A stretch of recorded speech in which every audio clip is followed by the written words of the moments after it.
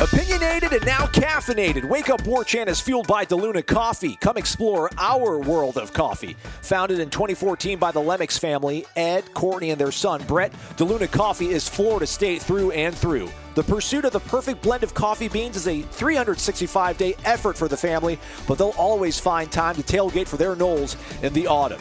Stand at attention for their red, white, and brew. In honor of armed forces, the Army, Navy, Air Force, Marines, and Coast Guard, DeLuna has created this fair trade organic blend. Enjoy this premium French roast coffee and salute to the good old USA. Use the promo code WARCHANT15 for a 15% discount. Visit DeLunaCoffee.com and check out their Facebook and Instagram. From Tally to Cali, it's time to wake up. Wake up, wake up. WarChant.com is your ultimate Seminole sports source. And this is Wake Up Warchant, fueled by DeLuna Coffee. Coffee's for closers only. Now here's WarChant.com's Aslan Hajavandi and Corey Clark.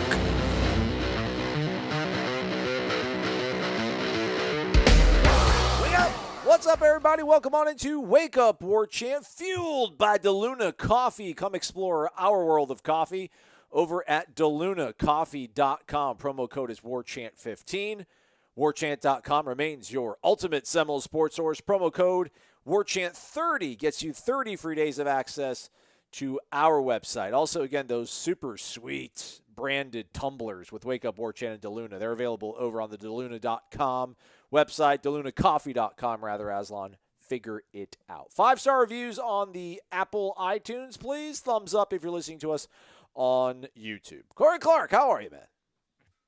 I'm good, buddy. I can't complain. How are you doing? You living? You doing all right? Yeah. Let's. We're recording this, so this is like a 3-layered cake podcast. Yeah. We've rendezvoused 3 different times on Wednesday, and it now is actually Thursday morning because we waited for Florida State's triumphant moment against Boston College in the home finale of the 2020-2021 season. Huge win over Boston College. So I'm doing well. I got to wake up first thing in the morning for a home inspection for a house I don't even know if I want to buy any longer, and which means to me I'm going to waste a whole bunch of money. So I'm trying to figure out what I'm doing with my life. Otherwise, though, doing just great. Not as great as the weatherman, Harrison Prito, Will Miles, Vipers, Green Team, whatever you want to call those young men. What a moment. What a moment for those kids. And MJ Walker, too. Super cool, for real, man. Hopefully that didn't come as sounding insincere. You were there at the arena. What was that moment like? What was the entire night like? Yeah, man, it was cool. All right, cool. I actually was seeing if you'd hear me. Yeah, it was neat. It's a bit of a bummer, just like the whole season. I don't want to tarnish it right away, but imagine if there's like 11,000 people there. You know what I mean? And what that would have sounded like. But it's such a cool moment to see those, to see the bench react the way they do when the walk-ons do anything at all. But especially like Leonard called the play for Prieto up by 26, because I don't know that he's ever attempted a 3 in a game, to come set the screen for a pick and pop. And that's exactly what they ran. And he drained it. I mean, that was pure. Yeah. And the place exploded like a snare buzzer beater. It was just, it was nuts. It was really neat to see. And it was a cool moment for MJ too. Getting taken out for making 6 threes and going and tapping the logo at center court. Yeah. He'll always be a beloved Seminole for what he did and what these 4 years have been. But yeah, man, it's really neat too to see those walk-ons, because when you talk to the players and the coaches, this isn't lip service. This isn't guys like, yeah, they get us ready. I mean, they really like these guys, and they really believe in how much they help the team. MJ, in fact, when I asked him about who his favorite player was, he said, like I said, he said the walk-ons. He's like, because nobody understands what they do for us, and they really do matter. And it's never a let up in practice. They always come hard and they always bring energy. And they've been doing it for 4 years, this same group, this same quartet. And you don't see that a lot, right? No. I don't remember seeing a lot of walk-ons, like 4 of them just worked through the program like that. But they all did. They all hung around, and they all got to start on Wednesday night. And I'll be honest with you, they might have played BC even if they'd have played the whole game. BC's pretty awful, folks. But yeah, that was a cool moment, a cool finish to the season, the regular season at home anyway. Right. From the comfort of home, watching the telecast. It was also very neat to see. I think MJ's mother was in attendance. She was tearing up. They showed her several times. So what a great moment for just a class act organization, this program, these seniors, and onward and upward for all those guys. But they still have some more basketball to play, some more games to win, hopefully some more championships to win also. We'll say this, though, Corey. I don't know how much you want to dive into this game. If, they got Notre Dame up on Saturday, noon, up in South Bend. If they, for some reason, were to lose in the first round of the ACC tournament, man, they need to, get like TCC, maybe see if Lincoln and Leon and Godby maybe have some all-star team they can throw together and get some, they're going to need some real game competition if they get bounced in the first round of the ACC tournament. Because to your point, Boston College, not that great.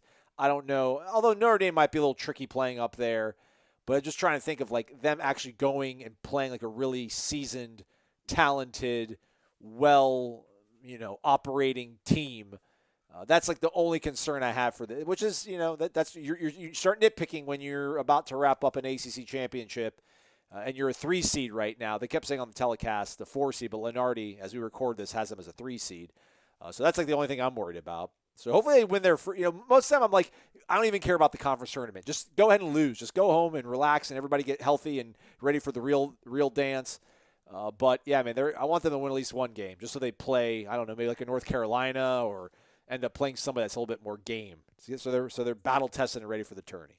Yeah, look, they never played Notre Dame well, ever. I don't know that I can remember a time where they just kind of stomped on Notre Dame.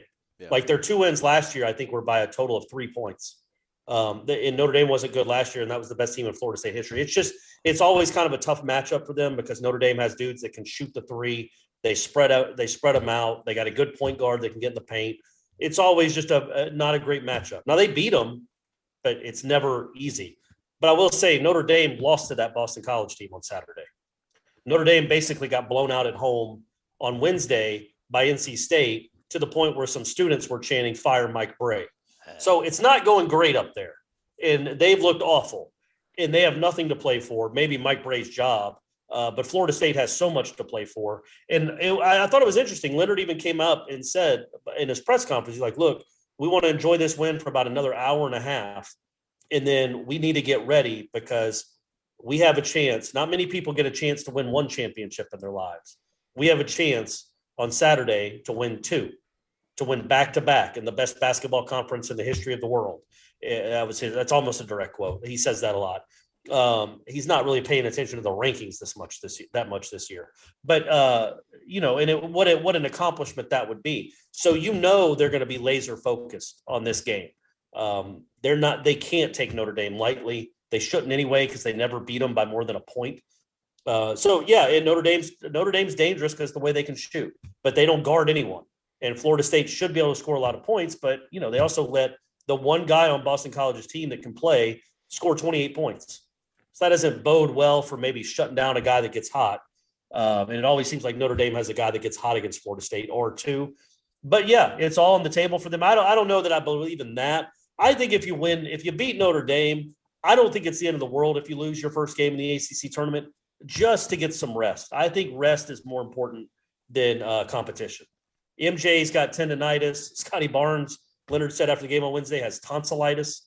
Malik Osborne didn't play because of his ankle. It would be nice. I don't know that you want to go on a 3-game run with those guys because, quite frankly, it'd be nice to win another ACC championship, tournament championship, but that's not what this team – that's not the end goal. Yeah. So you don't want to make a run at the ACC championship at the expense of being fully healthy for March Madness. So I'd say you win against Notre Dame and then don't even go to Greensboro. Pull a Krikorian from like a decade ago, and he's like, we're just sending our B team. We're sending our walk-ons that don't play to the ACC tournament because you already won it. You'll have already won 2 straight regular season titles. They gave you the tournament championship last year. Get ready and don't just get ready for March because you maybe have a chance to go on a special run. And it'd be a bummer if you got a couple kids banged up or more banged up there in that whatever that environment's going to be like next week. I'll tell you what, I really do like how Leonard is so cautious with his players. Like, if you're not feeling good, he's like, all right, man, we're going to sit you down. We're going to sit you out. That ankle, all right, man. It always seems like he errs on the side of caution, which I can appreciate. Last thing for me, again, Joe Lunardi. They kept saying on the telecast, got him as a 4 seed. No, he actually has Florida State as a 3 seed, along with West Virginia, Villanova, and Arkansas. So they're the 12th. They're the 12th overall. Yeah, I think when you talk about the ACC tournament, I don't know what else could be. There's no great wins out there for Florida State. You know what I mean? Even Virginia, again, because of what's happened to them lately, wouldn't be a great win anymore. So there's not other than, getting to cut down a net, and have a trophy, which is cool. I'm not diminishing that, but I don't know there's any way that Florida State can get above a 2, or above a 3. I think they're right at that 3-4 line. And then I also don't think they can drop below a 5. So you're looking at 3 to 5, probably 3 and 3 or a 4 seed. That's what you're looking. If you lose to Notre Dame, that would be a bad loss. That I'm sure that would bump you to a 4. And then maybe if you lose the first game of the ACC tournament, you get bumped to a 5. But either way, that's the area you're floating in. 3, 4, 5 seed. But so you just a 3 seed would be big though, because you don't have to play the 1 seed in the Sweet 16. Yeah. So if you want to look ahead and look, you can't take any game for granted. 14s beat 3s all the time, but there are 3 or 4 great teams out there, in my opinion. Gonzaga, Baylor, Michigan, Illinois appears to be really good. They beat the bejesus out of Michigan. You want to avoid them in the Sweet 16 if you can. So a 3 seed would be really big. Then you're playing a 2, which is still a tough game, but it's not one of those elite teams until you get to the Elite 8. Which, hey, there you go. That's why they call it the Elite 8, Aslan. Yeah, I guess, yeah, and to your point, I don't know, you're like 13s or 14s beat 3s all the time, so I looked it up real quick. Last time it happened was 2016, but it's picked up steam here of late. Like they went 4 years without, or 5 years without it happening, and then now it's happened 6 times in the last 10 years. Okay, and look, Florida State I think Florida State's been a 3, like 3 different times. They had Florida Gulf Coast. I think they were a 3, and that wasn't an easy win. No. I think they were a 3 against Vermont, or maybe they were a 4 that year. It was a 4-13 matchup. Anyway, it was ridiculous, that whole setup where they were playing. That was a good team. And then I think they were a 3-14 way back when, and the year they won the first ACC championship, and they had to play St. Bonaventure's with an NBA player. And that place was all for St. Bonaventure. That was a real team. They won the Atlantic 10. And the Atlantic 10 is a real conference. That's not the MAC. No. That's not the MEAC of the Horizon. And the Atlantic 10's their conference champion was a 14 seed. So we've seen what 3-14s can look like. They're not easy. They're not always easy. But again, the more important one to me is if you're trying to get to a Final Four in the Sweet 16, you'd rather play a 2 than Gonzaga. In my opinion. Yeah. In my opinion. You're right. But yeah, it was a good season. They've done it again. They've won, I think, I don't know what is it, 25 straight conference home games, which is second most all time. That's 2 straight years they haven't lost at home in conference, which is nuts. And if Cam Reddish doesn't hit a buzzer beater 3, it would be 3 full years of not losing at home, which is just insanity. But yeah, it's been a remarkable run. And that was really cool for MJ to go out like that. Had a nice game with 6 threes, and then touching the logo at midcourt, and then all the walk-ons except one scored. So that was all neat. It was a neat moment. Boston College is terrible. The win didn't matter. You knew they were going to win. They could have played terribly and won by double digits, but they did play well. They shot well, and it was really neat. It was one of the neat moments of the season for the walk-ons to play like that. What's up, y'all? Going to talk about HelloFresh for a minute, maybe even less, because I value your time almost as much as I value your money that you folks use. HelloFresh claims they have great value. They're not lying. I'm looking at it right now on my screen. If you use the promo code WAKEUP12, you get 12 free meals. So you can start off, for example, with their meat and veggies plan. You'll get 3 recipes per week. Each of those meals will serve 2 people, so 6 servings in total. With the discount, it's only $32.94. So think about that. That's 3 nights you don't have to worry about what you're going to cook for dinner. You can feed yourself and another significant other perhaps, or maybe you just want 2 meals, maybe leftovers for the next day. You could feed yourself 6 times for $32.94. It's pretty gnarly, right? HelloFresh.com, America's #1 meal kit. Use the promo code WAKEUP12. 12 free meals, free shipping. Pretty sweet. Hope you like it. Try it out. Okay, I don't know. I guess this kind of does start Renegade Express, but we like to be running downhill when we start Renegade Express. So this is a little bit of like an appetizer before we run a HelloFresh commercial and then do full-on out Renegade Express. We recorded earlier in the day, and some developing news happened, Corey. Tennis ump, our good friend, Birmingham, Alabama, I think, was asking us, or first of all, telling us to wake up and enjoy DeLuna coffee. So, yes, sir. He asked, have you had any feedback yet if you will be able to attend practices in some form? Love the positive momentum that we are having on the recruiting front lately. Hopefully only the tip of the iceberg, and we will soon take our rightful place in the college football hierarchy. So, yeah, let's get back on Big Boy Street. But we did figure it out, huh, Corey? We got an email this afternoon, or Wednesday afternoon. You wanna break the news? You weren't happy. We did. You weren't happy. No, I'm not happy. I wasn't happy. We already, for full transparency, we had already answered this question, and now we're coming back and re-recording the answer because I was basically pleading with whoever makes this decision to be like, come on, man, let us watch practice. But that is not going to be the case. It will be the same setup that we had in the fall, which will be all virtual press conferences. Practices will be closed, and it'll all be Zoom press conferences. So that's what we're going to be doing for the next month. Hopefully, I can't imagine otherwise, but hopefully it's just for this month, for the spring. And once fall practice starts, we will be back doing what Mike Norvell promised we would be doing, which is watching as much practice as we want to. I feel like that almost sounds like a shot at Mike. Just clarify yourself, because I don't think you're taking a shot at Mike, but maybe some people think you just took a shot at Mike. I didn't mean to, but it's like, no, it's just, the reasoning is that, it's the COVID protocols, so they're going to follow the COVID protocols, I guess, or the CDC guidelines and shut down practice. My counter to that is then why did I cover a basketball game on Wednesday night with the same school, indoors? Why is that okay? Why did I cover a baseball series this weekend, which is 30 feet away from the practice field? Why am I okay to cover there, but I'm not okay to be at the football practices watching in a mask from 50 feet away outdoors? I don't quite understand the risk there now that we're a year into this thing, but I also understand it is a pandemic, and nobody else is doing it. It's not like all these other ACC schools are open. I hope, because one of the really neat things about Norvell's tenure, I think, is the access that fans will get to practices via us, the media as a conduit, to be able to be there to record, to video, to use our eyes and our quote-unquote expertise to break down practices. That's a really unique thing that Mike Norvell is doing, and I hope that will be the case once we get through this, like what it was last spring for the 3 days. And hopefully when we get to August, this will be completely wiped away and we'll be able to cover, full practices in August.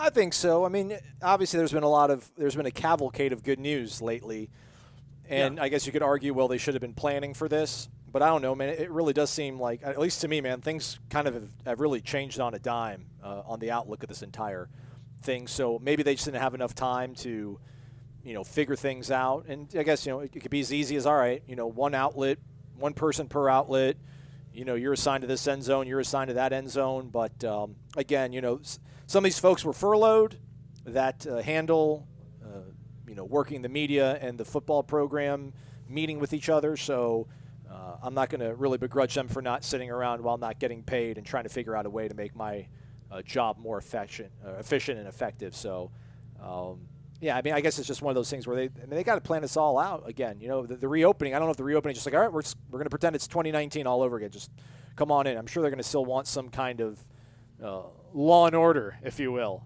of how we're going to go about doing this. But, I agree, though. I think I can't imagine we won't be out there in August covering it like the good old days. And to your point, too, you're sitting in an arena indoors covering a game. Why can't you be outside? But I don't know. I just think that probably I don't think in January they were imagining this was a thing. Yeah, and I think they're erring on the side of caution. Yeah. I do think they're erring. But that's their decision. I'm just a lone media voice. And look, man, it's easier for me, right? Like not to get up and go to practices and to just do a Zoom after it's over and transcribe and write off that. That's easier. I just think for the fans' sake, and I really do mean this. People might roll their eyes. The fans love that stuff. Like, imagine all the views we get of just Mackenzie Milton throwing a football to whoever, Pokey. That's just going to get a ton of YouTube views because this fan base is really, really excited, I think, about this program, and it's a passionate fan base. And to not have video, to not have eyes at practice, really puts us in the position as every other school in the country.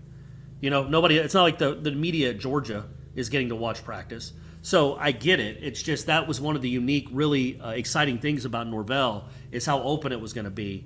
And I know I'm not the smartest guy in the world. I don't quite understand why one media person from each outlet, which you're talking about a total of maybe 8, standing 50 feet away, outdoors, not anywhere near football players, wearing masks if you want them to, is a health risk.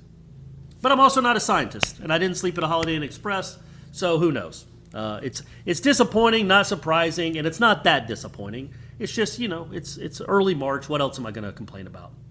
And again, as long as, and I think you're right, I think as long as we know what's going to, I just don't want this to be the way. Like just because, remember how we started? The Zoom became the way we cover things now. That's just what we're going to do for the future because it's easiest on everyone. I don't think that's going to be the case. I don't think Mike Norvell would allow that to be the case. I do think we'll be able to be out there as much as we want when it's all open. And not only that, kudos to him because he makes everyone available. And we get him on Friday along with Storms, the strength coach, and we can get whoever we want. We just had to sit down with David Johnson. Ira did Alex Atkins. Like, I'm not complaining about the media access at all. I was just hoping because most of these sports are back open to the media to be able to cover, to go to, that spring practice, again, I can go to the ACC tournament and watch the basketball team play. I went Wednesday night and watched them play Boston College, but I can't go outside and watch a team practice. It's a little odd, that's all. It doesn't add up, but either way, it's not a big deal. I do love that it really isn't. It's just, it's something I'm taught. I was asked about it, so I'm giving an opinion, but it's not a huge deal. I'm not looking for things to punch. Yeah. I'm not upset or anything. I was just kind of hoping that we'd get to see Mackenzie Milton throw passes before the spring game. As Corey said, Friday we'll speak to Coach Mike Norvell and Josh Storms, and then the first practice is Tuesday, March 9th, Pro Day, Monday, March 22nd. Spring game is Saturday, April 10th, 5 p.m. They're going to have a practice after that, so their 15th practice will not be the Garnet and Gold game. It will be a practice Sunday afterwards. So, and they're all in the evening. They're all in the evening, so I'm super excited. Super excited. Don't they have 6 combine invitees too? 6 or 7? I think that was released either Tuesday or Wednesday. The normal people that you would think, but I think Florida State's going to have 6 or 7 guys at the combine too. I'm not quite sure when that is. Yeah. But yeah, aren't they even doing a combine? I didn't think so. They're doing regional stuff, I think, but we'll see how that all goes. Maybe that's it. All right. Well, yeah. Anyway, so there's your answer, Tennyson. Full Renegade Express coming up right after this. All right, we're back at it. Renegade Express time. We're going to go out of order, if you don't mind, Corey. Figure we might as well keep it on the round ball circuit. This one comes from ABQ Knoll. Does that mean Albuquerque, Corey? Is that the Albuquerque air code? You know all about airplanes and airports. It's got to be. I couldn't think of anything else it could be other than Albuquerque. One of the great cities in our country, yeah. Albuquerque. I think that's where Breaking Bad was filmed. Correct. There we go. All right, good. I knew it was in New Mexico. I thought it was Albuquerque. They joined March 2nd, 2021. This is their first post. Wow. Welcome. There we go. I can't wait. Welcome, ABQ Knoll. First-time poster here. I'm a proud 2000 FSU graduate, and my, quote, claim to fame as an FSU student is I was a manager with the men's basketball team all 4 years. I was there for Pat Kennedy's final year and Steve Robinson's first 3 years. Not great years for basketball at FSU, but I was able to go on some fun trips with the team. Cameron Indoor, Dean Dome, final year of Cole Fieldhouse when Maryland was in the ACC, Hinkle Fieldhouse playing Butler, Hawaii, Rainbow Classic, etc. And he's not done flexing. And I got to watch some amazing players up close. Tim Duncan, Vince Carter, Shane Battier, Jerry Stackhouse, Rasheed Wallace, etc. As you all have Notice said, how he didn't say any Florida State players during that stretch. I couldn't even name a Florida State basketball player from 1998, so I'm not going to criticize. As you all have said, I love the team Leonard Hamilton has built the last 5 years or so. Great depth, interchangeable parts, never know who's going to beat you from night to night. My question with this year's team is, do they have a go-to player when things break down, or they absolutely need a bucket? MJ Walker seemed to be that guy at the beginning of the year, and Raekwon Gray seems to be that guy now. But I think there are still some questions of who's going to do it in crunch time. I noticed some hesitancy in the second half of the North Carolina game, and nobody really wanted to take charge on the offensive side. Maybe one of the problems, albeit a good problem to have, that can arise with too much depth and unselfishness. Anyway, love the show, guys. Signed, John Spear. Yes, that's my last name. Coming from Portland, Connecticut, though, it says. So I don't know what the whole thing, maybe it's Albuquerque via Portland. I didn't even know there was a Portland in Connecticut. I know there's a Portland, Maine, Portland, Oregon. I didn't know there was in Connecticut, though. Yeah. So who is it, Corey? Who's the clutch guy? Is Portland the capital of Maine? Augusta? Or maybe, I don't know. Let me check it. I'll look it up. Yeah, Augusta's the capital of Maine. You're right. Yeah, Augusta's the capital of Maine. I was wrong. I knew it was another city that I was familiar with. Come being on, in Georgia. Pinellas County Public School. Look, man, if we're going by history of this season, it's Scotty Barnes. Yeah. Right? He hit the game winner against Indiana. He hit the game tying shot against Wake. Yeah, I think. Look, man, MJ when he's 100% healthy is a guy. Yeah, sure. Well, I was going to say, with Scotty Barnes, I just feel like he's going to take it to the rim, so he's either going to get the bucket or he's going to get fouled. Like, I don't know if MJ is going to, spot. I feel like MJ will spot up or do some weird falling back jump shot that's not, a high percentage. Although I know Raekwon Gray might actually go hard to the hole and try to get a foul, too. I just think with Scotty, it's like you have options there. Like, he can probably knock down, a mid-range shot. He can try to get to the rim and finish, and if he doesn't, he probably gets fouled and he can maybe tie it up at the line. Yeah, him being fouled is a dicey proposition these days till he raises his free throw percentage. But I think that those three guys are the three guys, Raekwon, MJ, and Scotty. I think Scotty's probably gets the easiest shots off. Like, he's the one that can get into the paint and get a shot off. Whether it goes in or not is another story. But he can get into the paint and get a shot off.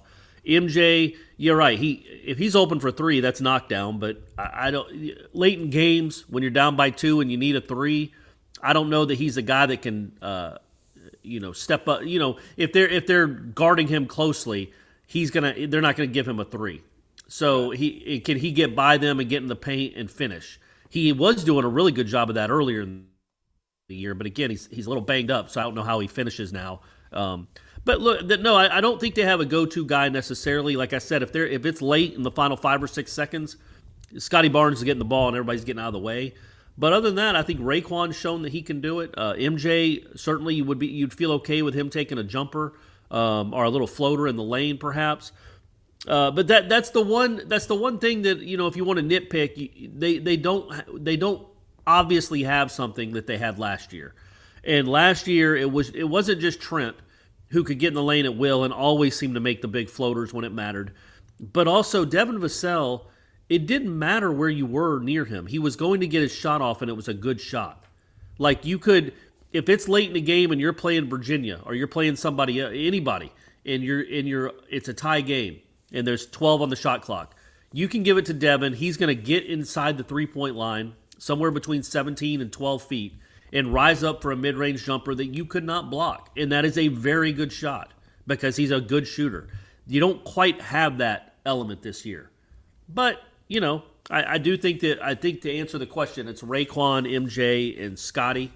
I thought Raekwon really tried against Carolina and just got his shot blocked a few times. Still had a nice game, but got his shot blocked a few times during that stretch. And MJ still wasn't quite himself. So that's a tough question. The go-to guy is the open guy, as Leonard likes to say. Right. I was going to, I don't want to go too deeper into this, but I just want to, like Fran McCaffrey is obviously going to draw something up for Iowa to go to Luka Garza, right? And then, like, if Luka's like, all right, he probably told, all right, like, everybody, yada, yada, get it to Luka. Luka, if you're doubled, find the open guy. Like, I wonder, like, what Leonard and Stan and CY draw. Like, is it one of those things where whoever's got the hot hand, like, all right, we're going to draw this up for Polite? And Anthony, if you don't feel good about it, then, you know, your next option is probably going to be this. I just wonder how like that. I don't think so. I think you draw up something. The only play that I think they're going to draw up, like a specific play, will be MJ shooting a three. And in fact, they did that against Carolina. They got him a baseline open three, which he almost always knocks down. He just front rimmed it. That was when they were trying to stop that run. Other than that, I think you trust so much in Scotty and Raekwon to be able to make the right decision. So you get them the ball at the top of the key, you get them going to the basket, and either they're going to get towards the basket and get fouled, get a good look, or make a good pass to an open three. I don't think you run anything necessarily for Polite, but the one luxury they do have now is they have 2 6'8", 6'9" guys that are 2 of the best passers in the country. So that helps. That helps late in games because they're going to get a lot of attention, and Raekwon can kick out to Polite for a wide open three or to MJ for an open three. We'll see. Hey, maybe they won't even play any close games in the tournament. That's what I'm saying. Let's just cruise. It'll be which walk-on gets to shoot a three in the final minute. That'll be what we're asking for. Who's the go-to walk-on? Yeah, what Viper gets the last bucket of the win? Yeah, right. DAC 14J, wake up! Pour yourself some DeLuna coffee, fellas. With Alabama announcing plans to have full stadiums come the start of the fall season, should we expect FSU and other schools to also plan for the same? Apparently, around 25 million people in the country have already received both doses of the vaccine, while about 50 million have received at least one. With new COVID cases down significantly on the daily count and vaccines continuously being administered, it would seem safe to assume that a lot of restrictions could be lifted around attending sporting events, right? I just want to see Doak rocking again. Go Noles. I would be stunned if it's not back to full capacity by September. Just the way we're going. I think, especially with the Johnson & Johnson one getting approved, and that's just a one-dose deal. Yeah. Now, it's 66% effective. It's not 95%. But when you start doing the math in your heads of, okay, well, by the time, we have 26 million people that have gotten both doses.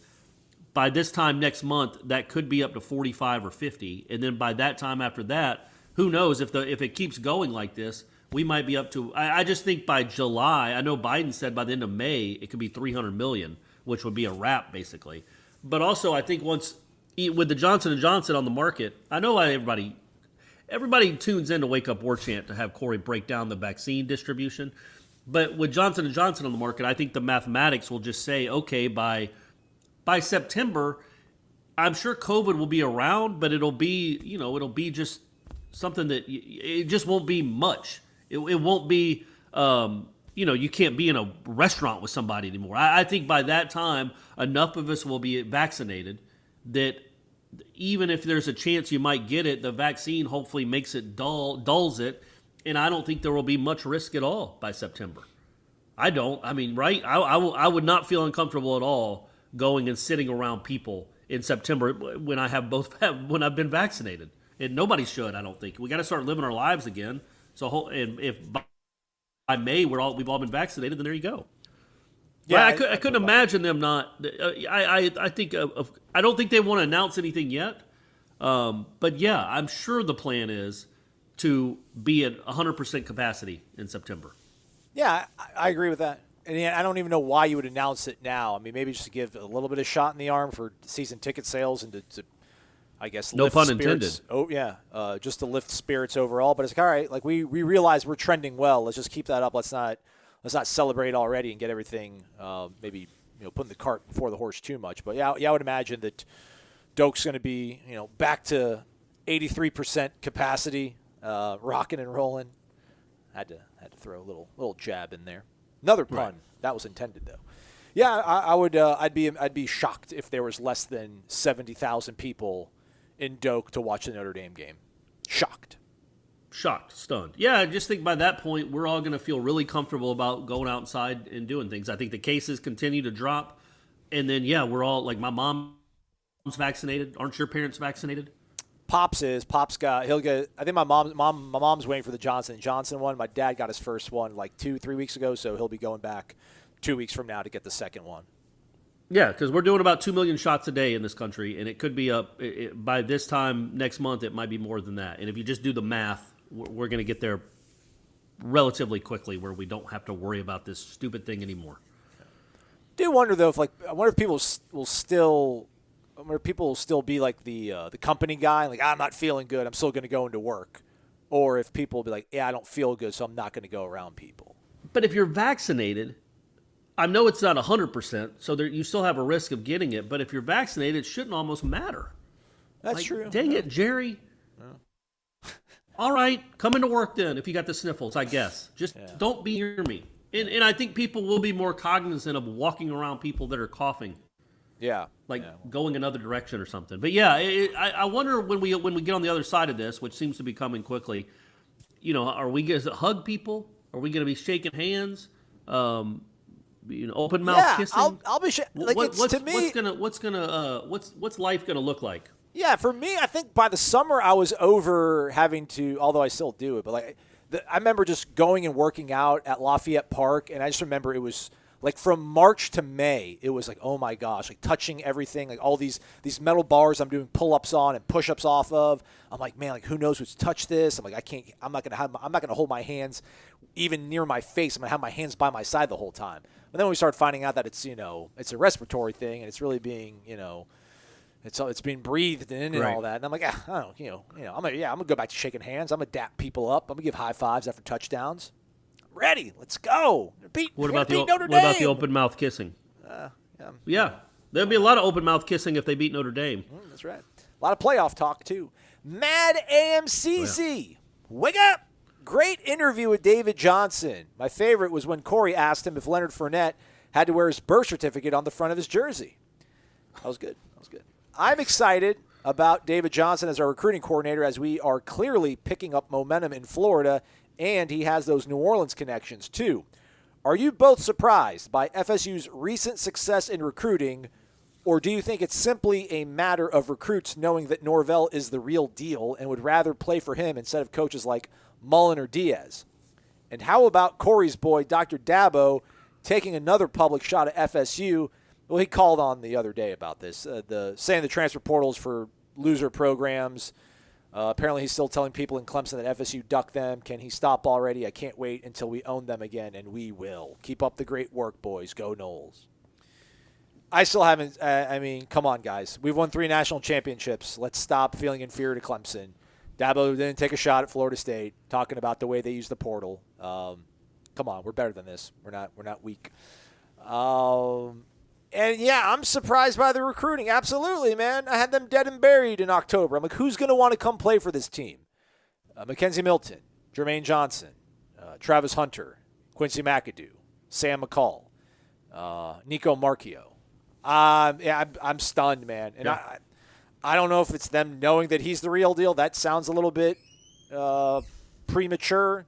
I don't know how you could think a guy that just coming off a 3 and 6 year is the real deal. And I don't even know what kind of vision he's selling them. But whatever it is, it's working. And I'm stunned. Absolutely stunned. Good stunned, though. Yeah, I would say, I'm surprised at what they're doing so far. The transfer portal really helped.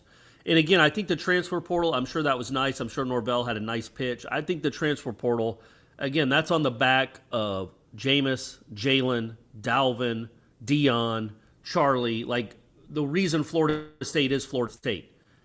I think that was the appeal to those transfers. Like, Florida State still resonates. So what Norvell, I'm sure, helped. If he was a blubbering idiot, they wouldn't be coming to play for him. But I think they're coming to play as much for Florida State and what that means, an iconic brand, than they are as Norvell, because some of them only have 1 year left. So Florida State still resonates. It's still one of the preeminent programs in the country. But with these recruits, yeah, I mean, Florida State helps. Still, you have the name recognition. You have the iconic brand status. You are still one of the most recognizable programs in the country. But Norvell is doing something.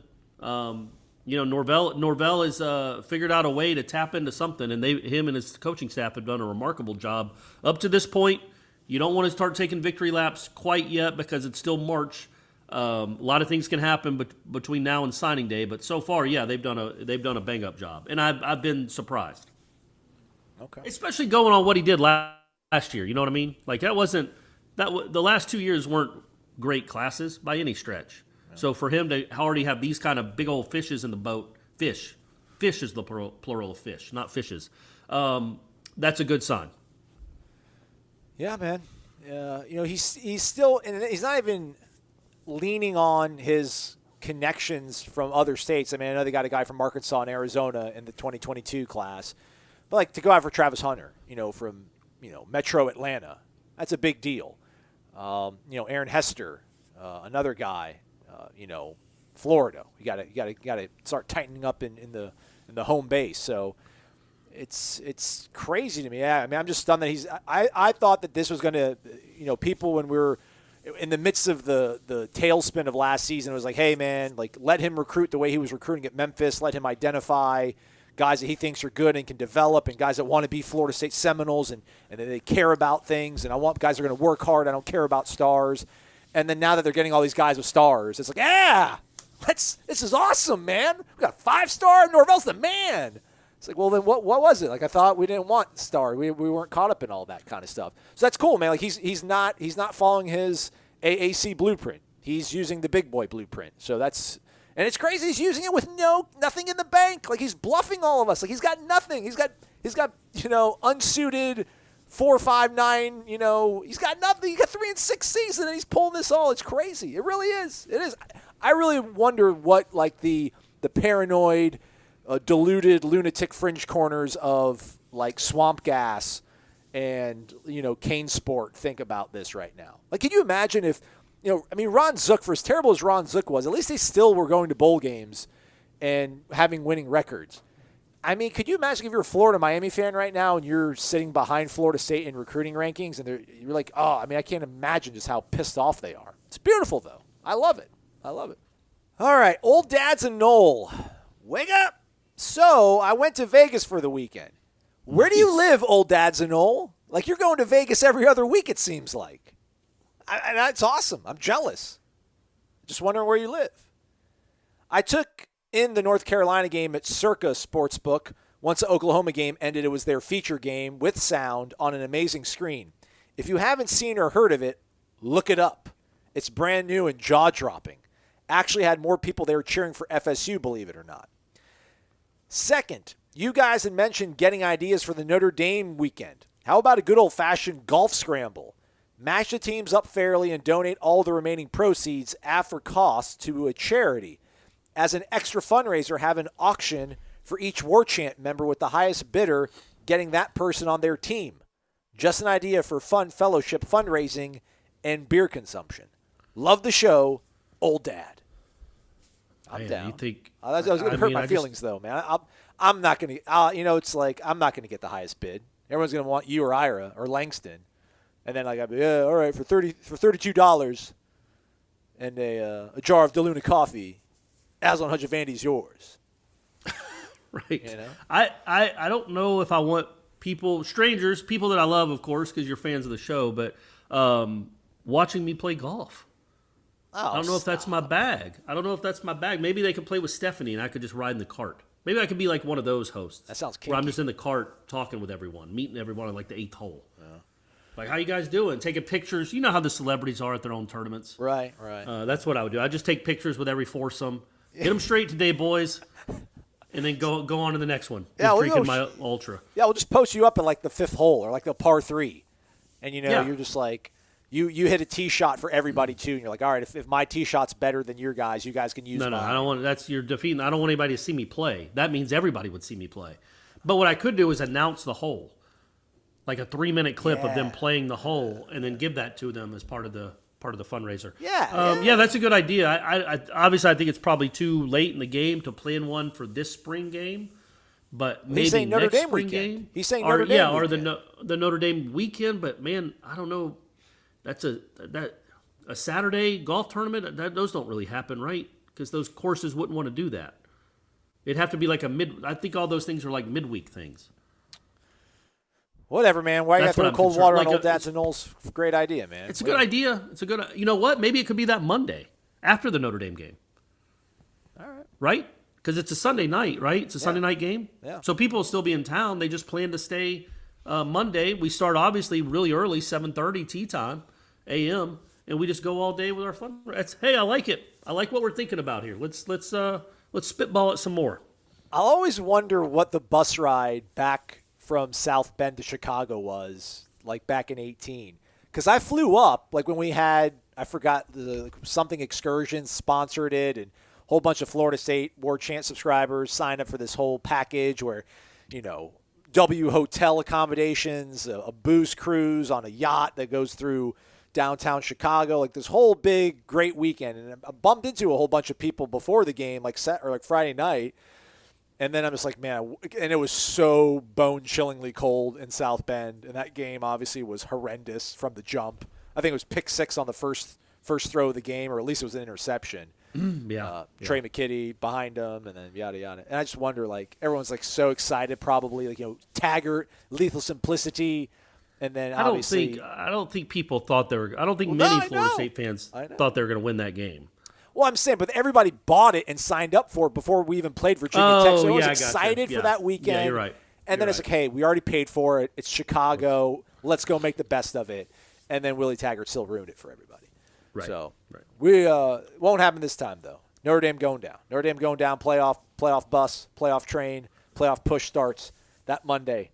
It's going to be the highest. Yeah, well, that's right. Highest. It's going to be the top highest rated Wake Up War Chant in history. Convinced of. Probably. And then we now that I think about it, they're going to win that game, obviously. So we don't want the tea time too early on Monday morning. Exactly. Because people are going to be celebrating late into the night. So it'll probably be like 11 a.m. shotgun start.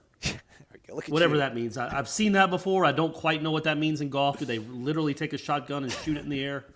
I don't know what that means. Maybe somebody on the next live show can tell us what a shotgun start is.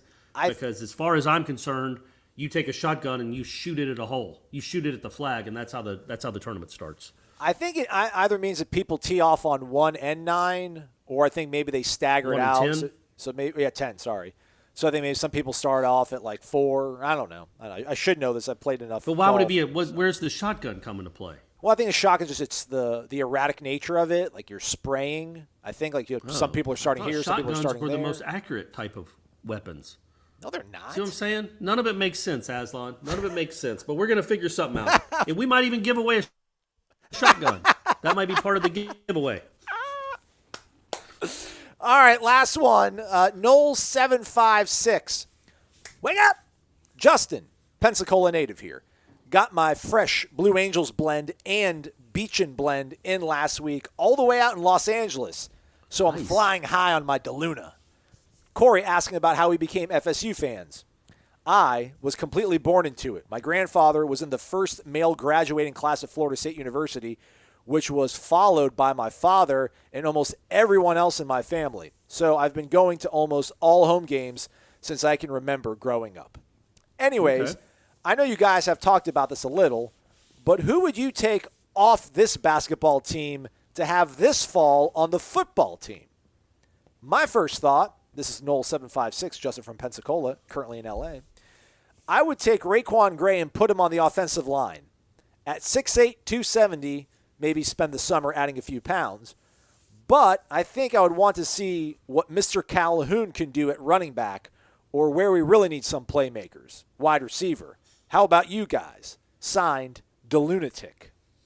Yeah, that's right. Yeah, man. Raekwon's a really good choice. I don't think he'd have much problem adding weight if you asked him to, and he's got such light feet for that size. I think if he'd have been playing basketball his whole life, he could be like a first-round pick. I mean, he is 6'8". He could be 6'8", 330 and move like that. Like, he is just light on his feet, man, for somebody that size.